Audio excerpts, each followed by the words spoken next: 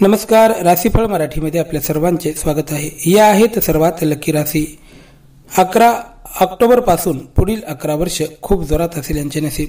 मित्रांनो, मानवीय जीवनामध्ये ग्रह नक्षत्राची बदलती स्थिती कधी सकारात्मक असते तर कधी कधी स्थिती नकारात्मक परिस्थिती निर्माण करत असते. ज्योतिषानुसार ग्रह नक्षत्र जेव्हा प्रतिकूल किंवा नकारात्मक असतात तेव्हा व्यक्तीच्या जीवनामध्ये व्यक्तीला अनेक संकटाला सामोरे जावे लागते.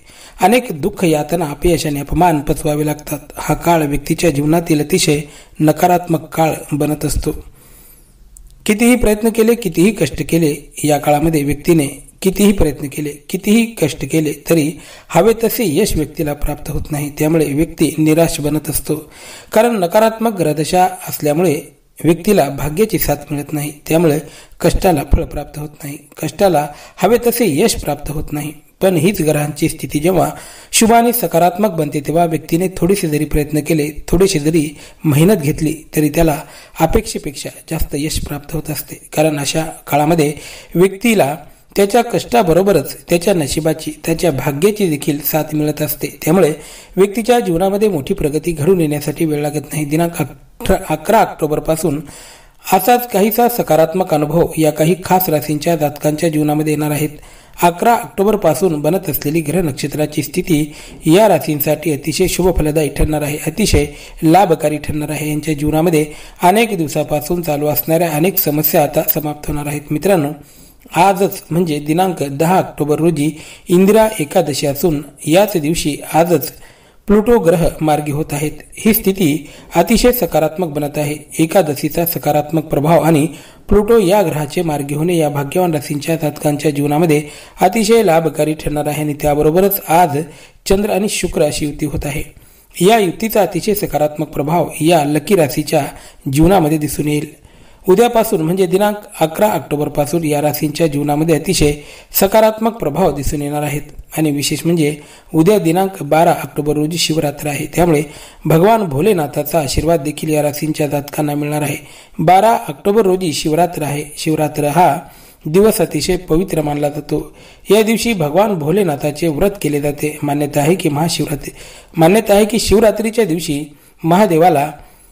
महादेवाचा अभिषेक करणे अतिशय लाभकारी मानले जाते. असे केल्याने व्यक्तीच्या जीवनातील सर्व दुःख, यातना समाप्त होत असतात. त्याबरोबरच ग्रह नक्षत्राची बदलती स्थिती आणि शिवरात्रीचा शुभ प्रभाव मिळून या जातकांसाठी अतिशय लाभकारी परिणाम दिसून येणार आहेत.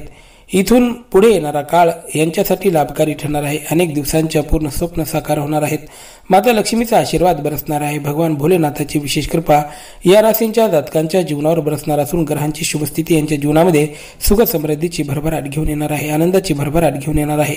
आता आपल्या जीवनातील अनेक समस्या आपोआप समाप्त होणार आहेत. तर चला, वेळ वाया न घालवता पाहूयात कोणत्या आहेत त्या लकी राशी आणि त्यांना कोणते लाभ प्राप्त होणार आहेत. सुरुवात करूया मेष राशीपासून. मेष राशीच्या जातकांवर भगवान भोलेनाथाची विशेष कृपा दृष्टी बरसणार आहे. त्याबरोबरच माता लक्ष्मीचा आशीर्वाद आपल्याला प्राप्त होणार असल्यामुळे जीवनातील आर्थिक अडचणी, आर्थिक समस्या समाप्त होणार आहेत. अचानक धनलाभाचे योग जमून येऊ शकतात.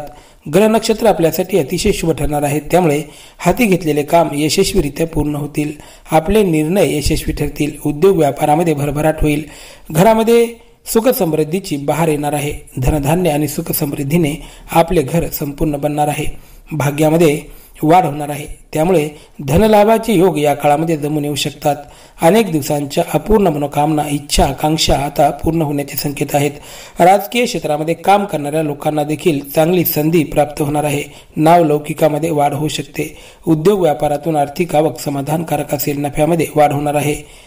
यानंतर आहे मिथुन राशी. मिथुन राशीच्या जातकांसाठी हा काळ प्रगतीचा काळ ठरणार आहे. आशादायक काळाची सुरुवात आपल्या जीवनामध्ये होणार आहे. आपण रंगवलेले स्वप्न आता लवकरच साकार होणार आहे. भविष्याच्या दृष्टीने या काळात बनवलेल्या योजना लाभकारी ठरतील. या काळात सुरू केलेले उद्योग व्यवसाय भविष्यामध्ये मोठे रूप घेऊ शकतात. त्यामुळे या काळामध्ये आलेल्या संधीचा योग्य फायदा आपल्याला घ्यावा लागेल.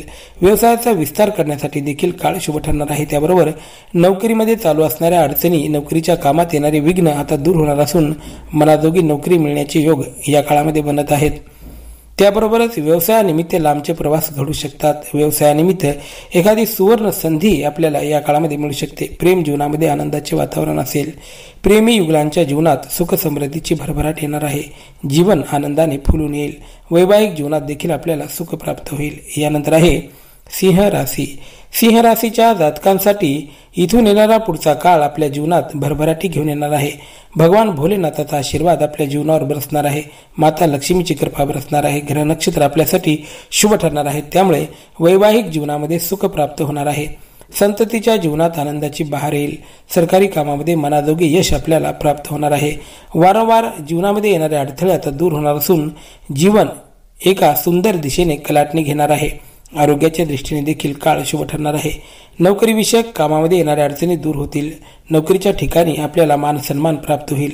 अधिकारी आपल्या कामावर प्रसन्न असतील. त्यामुळे कामामध्ये मन लागणार आहे. नव्या उत्साहाने नवीन कामाची सुरुवात आपण करणार आहात. आता इथून पुढे जीवनाला एक सुंदर कलाटणी मिळेल. यानंतर आहे कन्या राशी. कन्या राशीच्या जातकांसाठी हा काळ सुख समृद्धीची भरभराट घेऊन येईल. 11 ऑक्टोबर पासून पुढे जीवन आनंदाने फुलून येईल. जीवनातील नकारात्मक स्थिती पूर्णपणे बदलणार आहे. नव्या योजना यशस्वी होतील. कार्यक्षेत्रामध्ये अधिकाऱ्यांची मदत आपल्याला प्राप्त होणार आहे. त्याबरोबरच वैवाहिक जीवनात पती पत्नीमधील प्रेमामध्ये वाढ होईल. मित्रपरिवार सहकारी आपली चांगली मदत करतील. आई वडिलांच्या तब्येतीची थोडीशी काळजी घेणे आपल्याला आवश्यक असेल. त्याबरोबर स्वतःच्या आरोग्याकडे लक्ष देणे देखील गरजेचे आहे. प्रत्येक सोमवारी भगवान भोलेनाथाला पांढऱ्या रंगाची 7 फुले वाहने आपल्यासाठी लाभकारी ठरू शकते. त्याबरोबरच शिवरात्रीचे व्रत देखील आपल्यासाठी शुभफलदायी ठरू शकते. त्यामुळे जीवनातील दारिद्र्य समाप्त होऊन सुख समृद्धीची भरभराट होऊ शकते. यानंतर आहे वृश्चिक राशी.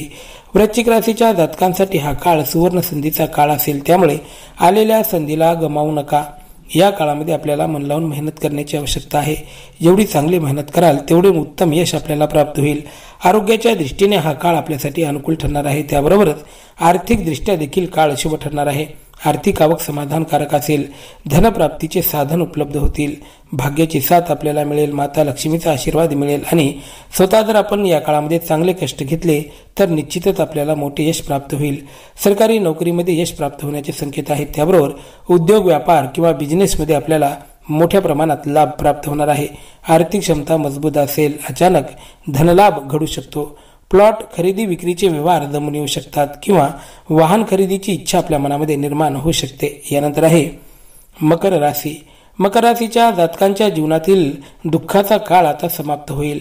इथून पुढे सुखाचे सोनेरी दिवस आपल्या वाट्याला येणारच आहेत. त्यामुळे आलेल्या संधीचा लाभ प्राप्त करून घ्यावा लागेल. स्वतःमध्ये काही महत्त्वपूर्ण बदल करून घेणे आपल्यासाठी आवश्यक आहे.